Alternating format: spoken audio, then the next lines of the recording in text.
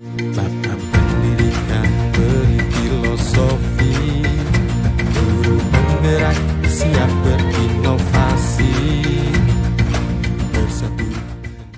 Assalamualaikum, selamat pagi, salam guru penggerak. Perkenalkan, kami calon guru penggerak Angkatan 11 dari Kota Semarang, Jawa Tengah. Saya, Erna Kristina dari SMP Negeri 13 Semarang. Dan saya, Dwi Puspitasari dari SMP Negeri 13 Semarang. Dan saya, Anestia Widiawardani dari SMA Negeri 9 Semarang. Hari ini kami akan mempraktikkan modul 2.3 mengenai coaching untuk supervisi akademik yang terdiri dari pengamat, coach, dan coaching. Selamat menyaksikan. Assalamualaikum warahmatullahi wabarakatuh. Bu Sari, bagaimana kabarnya hari ini, Bu? Waalaikumsalam warahmatullahi wabarakatuh. Alhamdulillah baik Bu Anes. Bagaimana kabarnya Bu Anes hari ini? Alhamdulillah Bu Sari, saya juga baik, luar biasa sekali ya Bu. Baik Bu Sari, jadi sebelum kita memulai proses coachingnya ya Bu, di sini saya berperan sebagai pengamat yang akan melihat proses coaching Ibu dengan coaching. Namun sebelum Ibu memulai percakapannya nanti, ada beberapa hal yang perlu saya sampaikan terkait rubrik penilaian dalam observasi saya, supaya Ibu juga mengetahuinya ya Bu. Nah, nanti untuk rubrik penilaian yang akan menjadi acuan saya, yang menjadi harapan dalam proses percakapan nanti, Ibu sudah memiliki prinsip dari seorang coach, yaitu kemitraan, proses kreatif, dan juga memaksimalkan potensi. Tentunya Ibu juga sudah memiliki kompetensi inti dari coaching ya Bu, yang meliputi kehadiran penuh, mendengarkan aktif, dan juga mengajukan pertanyaan yang berbobot, tentunya dengan teknik rasa. Dan saya juga mengharap nanti dalam proses percakapan Ibu ketika melakukan coaching, tidak lupa Ibu menerapkan alur tirta ya Bu. Ada tujuan, kemudian juga identifikasi, kemudian rencana aksi, dan yang terakhir adalah tanggung jawab. Itu merupakan rubrik penilaian yang akan menjadi acuan dalam mengamati Ibu. Bagaimana Bu Sari, apakah Ibu sudah siap? Insya Allah siap Bu Anes. Ya. Baik Bu, kalau begitu selanjutnya ya Bu, sebelum dimulai untuk proses coachingnya, ini ada beberapa pertanyaan yang ingin saya tanyakan ke Bu Sari. Boleh ya Bu ya? Tentu Bu Anes, boleh, silahkan. Iya. Baik, untuk pertanyaan pertama nih Bu Sari, kira-kira kompetensi coaching mana yang ingin Ibu kembangkan dalam proses percakapan nanti Bu? Ada dua kompetensi yang ingin saya kembangkan dalam proses percakapan nanti Bu Anes. Yang pertama adalah mendengarkan secara aktif, yang kedua adalah mengajukan pertanyaan yang berbobot. Ya, baik, luar biasa sekali ya Bu Sari. Jadi mendengarkan aktif dan juga pertanyaan yang berbobot. Dari dua kompetensi ini ya Bu, kira-kira bagian kompetensi mana yang secara spesifik mungkin ingin Ibu kembangkan dalam proses coaching nantinya Bu?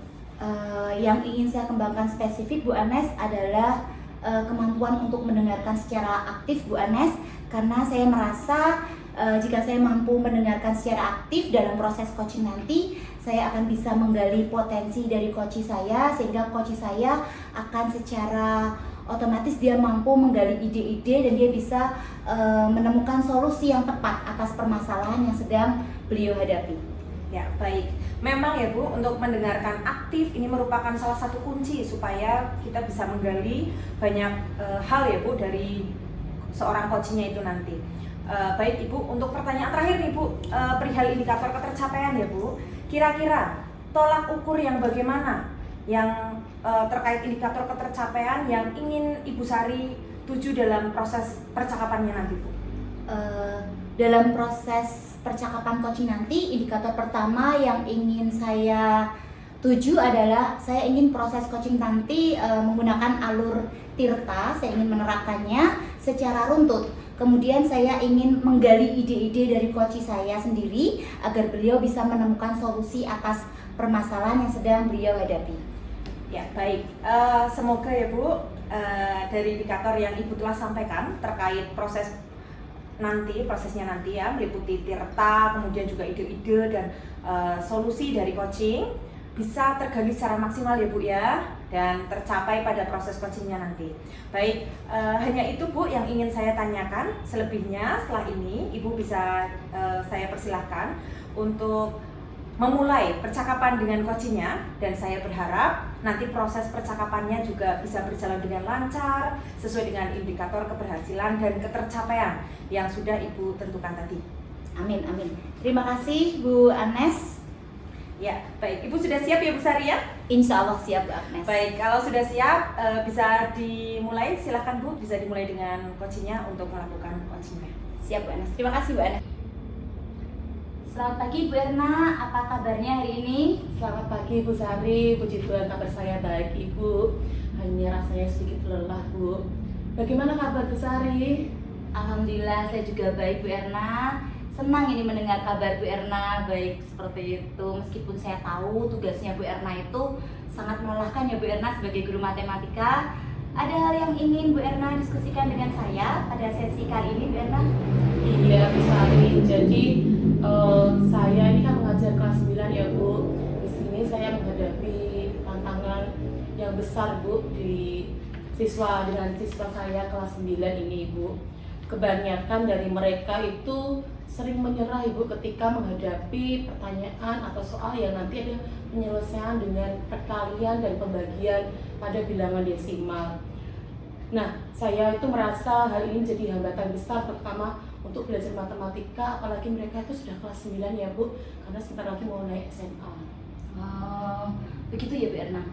Boleh diceritakan lebih lanjut Bu Erna tentang situasinya, apa yang terjadi ketika peserta didiknya Bu Erna dalam proses pembelajaran ini dihadapkan pada soal pembagian desimal ini?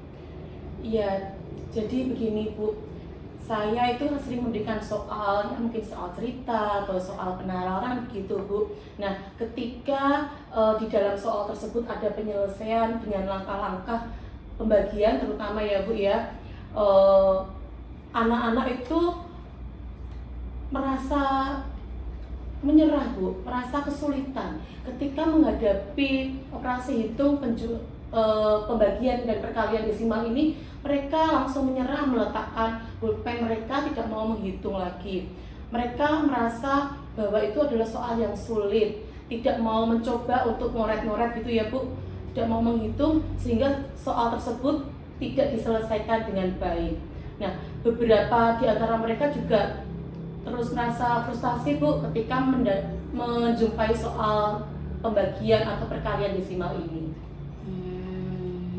Menurut Bu Erna ini, apa yang membuat mereka kok merasa cepat menyerah? Kira-kira ada hal yang menonjol dari reaksi mereka dari Bu Erna?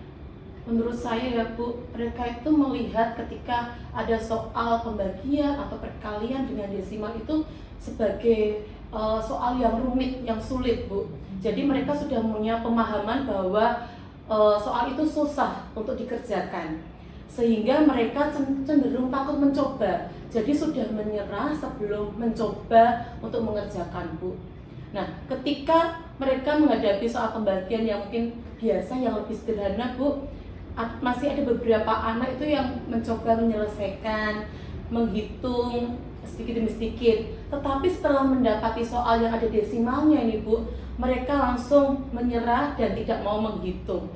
Terlihat juga mereka itu merasa panik ya Bu, dan stop gitu ya, berhenti sama sekali. Nah, menarik sekali ini Bu Erna. Jadi Bu Erna merasa bahwa pembelajaran desimal ini menambah kecemasan bagi peserta didik ketika di kelas, begitu ya Bu Erna ya. Lalu Bu Erna, bagaimana Bu Erna melihat pemahaman mereka tentang pembagian secara umum ini Bu Erna? Jadi kalau saya melihat pemahaman anak-anak ya Bu, saya itu merasa mereka bisa melakukan menyelesaikan saat pembagian bilangan bulat Bu. Jadi mereka punya pemahaman yang cukup baik pada pembagian bilangan bulat. Namun begitu soal yang melibatkan desimal Bu, di sini mereka langsung bingung, langsung menyerah begitu saja. Mereka seperti kehilangan kepercayaan diri Bu, dan akhirnya mereka itu enggan untuk melanjutkan mengerjakan. Oke. Jadi masalahnya bukan hanya teknis ya Bu Erna ya, tetapi juga ada rasa takut dari segi mentalnya ini. Mereka tidak percaya diri terhadap desimal seperti itu ya. Lalu ini Bu Erna, bagaimana Bu Erna biasanya menangani hal ini di kelas? Kalau di kelas ya Bu, saya mencoba memulai dengan penyelesaian soal yang biasa, yang sederhana dulu Bu. Seperti pembagian bilangan bulat, kemudian perlahan juga saya sisipkan desimal, tapi mungkin bentuknya yang sederhana ya Bu ya. Nah, tapi di sini juga masih ditemui beberapa anak itu yang merasa kesulitan Bu, dan saya juga belum yakin Bu membuat mereka itu lebih percaya diri lagi dalam menghadapi pembagian dengan menggunakan bilangan desimal ini. Lalu Bu Erna, menurut Bu Erna, apa yang bisa Ibu lakukan untuk membangun kepercayaan diri murid-murid Ibu? Saya merasa Bu, mereka butuh banyak latihan ya Bu ya. Tentunya ini latihannya yang bertahap, dimulai dari yang sederhana dulu, yang mudah, yang mendorong minat siswa untuk mencoba melakukan penghitungan desimal ini ya Bu ya. Kemudian nanti bisa ditingkatkan lagi menjadi soal yang mungkin lebih sulit, tingkat kesulitannya ya Bu ya. Dan mungkin juga saya bisa menerapkan contoh aplikasi nyata yang berkaitan dengan kehidupan mereka sehari-hari, sehingga mereka itu lebih mudah memahami penjelasan atau contoh dari saya Bu.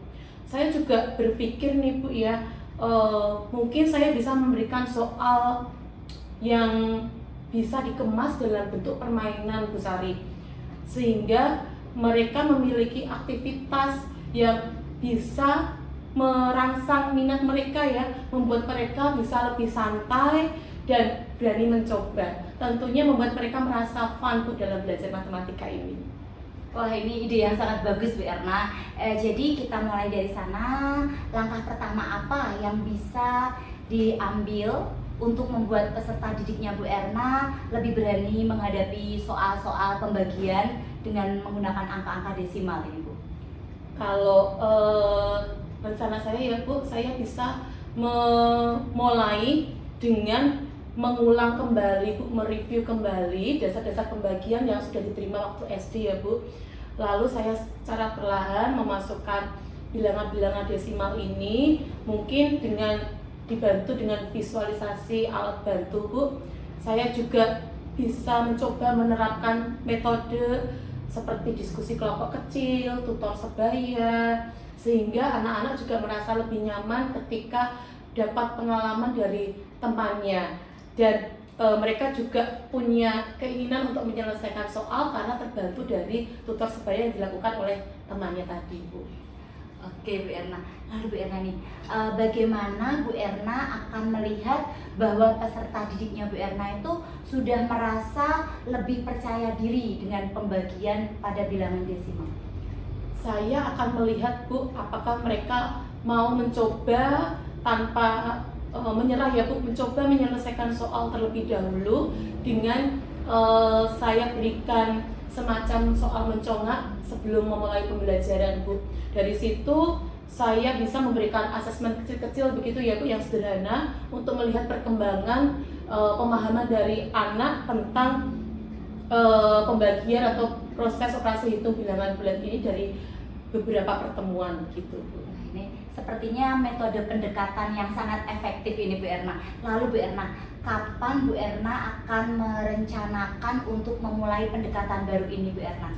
Untuk rencana saya ini Bu, mungkin saya bisa mulai segera mungkin ya Bu. Minggu depan saya akan memulai Bu. Saya akan menyiapkan materi dan bahan-bahannya terlebih dahulu secara bertahap dan mencoba aktivitas-aktivitas yang tadi sudah saya sampaikan yang bisa meningkatkan minat anak untuk menghitung di desimal yang tadi Bu. Bagus sekali Bu Erna. Saya yakin pendekatan yang nanti akan Bu Erna lakukan terhadap peserta didik ketika proses pembelajaran itu akan membawa hasil yang positif. Nanti selanjutnya setelah Bu Erna menerapkan hal tersebut, kita bisa mengevaluasi perkembangan mereka setelah beberapa minggu. Nah, Bu Erna, bagaimana perasaan Bu Erna sekarang Bu Erna? Setelah ini saya berbicara dengan Bu Sari, saya merasa lebih optimis Bu menghadapi anak-anak yang kemarin itu merasa kurang bersemangat saat mereka menghitung desimal ya Bu. Saya dengan rencana yang sudah tadi saya bicarakan, saya ingin mencobanya Bu saya berharap nanti anak-anak bisa lebih berani lagi menghadapi soal, punya pandangan bahwa menghitung itu adalah hal yang menyenangkan dan tidak menyerah lagi tentunya, Bu. Saya melihat ada semangatnya ya Bu Erna ya, seperti menular juga ini ke saya. Semangat luar biasa Bu Erna, segera mungkin rencananya segera diterapkan. Pokoknya semangat Bu Erna. Baik, terima kasih ya Bu Sari atas sharing-sharingnya ini Bu. Semoga ini juga bisa semakin menguatkan saya sebagai guru matematika di sekolah ini. Terima kasih Bu Sari. Sama-sama Bu Erna. Baik Bu Sari, tadi saya sudah mengamati proses percakapan coaching Bu Sari. Ini sudah ada beberapa catatan di tempat saya. Namun sebelum saya sampaikan ya Bu, saya ingin menanyakan beberapa hal. Yang pertama berkaitan dengan apakah Ibu sudah melakukan coaching dan apa yang sudah menjadi indikator ketercapaian dari proses coaching Bu Sari tadi? Terima kasih Bu Anes. Tadi setelah melakukan proses percakapan coaching, saya sudah menerapkan prinsip-prinsip coaching, yaitu berupa kemitraan, proses kreatif, dan memaksimalkan potensi. Kemudian kompetensi inti yang sudah saya terapkan tadi adalah mendengarkan aktif dan mengajukan beberapa pertanyaan yang berbobot. Seperti itu Bu Anes. Ya, jadi yang Ibu sudah sampaikan itu sudah sesuai ya Bu dengan hasil catatan di tempat saya. Di catatan saya, Ibu sudah memberikan prinsip sebagai kemitraan terbukti dari percakapan yang berlangsung tadi. Itu sudah setara ya Bu, tidak ada perbedaan strata. Kemudian juga Ibu sudah melakukan prinsip proses kreatif, di mana Ibu sudah berusaha menggali kreativitas dari coaching untuk mengeluarkan solusi atas permasalahan yang dia hadapi. Ibu juga sudah mengajukan pertanyaan berbobot agar memaksimalkan potensi dari coaching, dan juga Ibu sudah memberikan kompetensi inti sesuai dengan pada pra supervisi tadi ya Bu. Ibu mengharapkan ada dua ya, mendengarkan aktif dan juga mengajukan pertanyaan yang berbobot. Dari catatan saya Ibu, Ibu juga sudah melaksanakan, dan yang paling penting Ibu dalam proses tadi bahwa Ibu sudah melakukan yang namanya percakapan dengan alur tirta ya Bu, dimana Ibu tadi sudah memulai dengan tujuan, kemudian identifikasi, rencana aksi, dan diakhiri dengan tanggung jawab. Secara umum dari catatan saya ini Bu Sari, Ibu sudah melakukan percakapan coaching dengan sangat baik. Itu luar biasa Bu Sari. Terima kasih Bu Anes. Ya. Pertanyaan terakhir ya Bu. Oke, boleh Bu Anes. Berdasarkan coaching tadi nih Bu, kira-kira kompetensi apa lagi yang ingin Ibu kembangkan berdasarkan proses coaching tadi? Berdasarkan proses coaching tadi Bu Anes, ada kompetensi yang ingin saya kembangkan Bu Anes, yaitu kehadiran penuh. Karena pada coach tadi ketika melakukan proses percakapan dengan saya, dia itu ada unek-unek begitu. Nah, saya seharusnya sebagai coach itu menggunakan teknik stop agar beliau ini lebih rileks, agar beliau ini bisa mengungkapkan permasalahannya secara tenang, seperti itu Bu Anes. Ya, jadi kehadiran penuh ya Bu ya, adalah harapan Bu Sari untuk dikembangkan seperti itu ya Bu ya. Ya, jadi saya berharap juga teknik ini bisa dimaksimalkan Bu dalam diri Bu Sari, tapi sebenarnya juga tidak hanya teknik ini saja, tetapi juga ada potensi yang lain yang biar semakin Bu Sari itu bisa semakin tajam seperti itu ya Bu ketika memberikan pelayanan coaching dengan mitranya ya Bu. Baik, terima kasih Bu Sari, ini sebuah proses yang sangat luar biasa sekali pada hari ini. Saya akhiri Bu Sari. Assalamualaikum warahmatullahi wabarakatuh. Terima kasih sekali Bu Anes. Waalaikumsalam warahmatullahi wabarakatuh.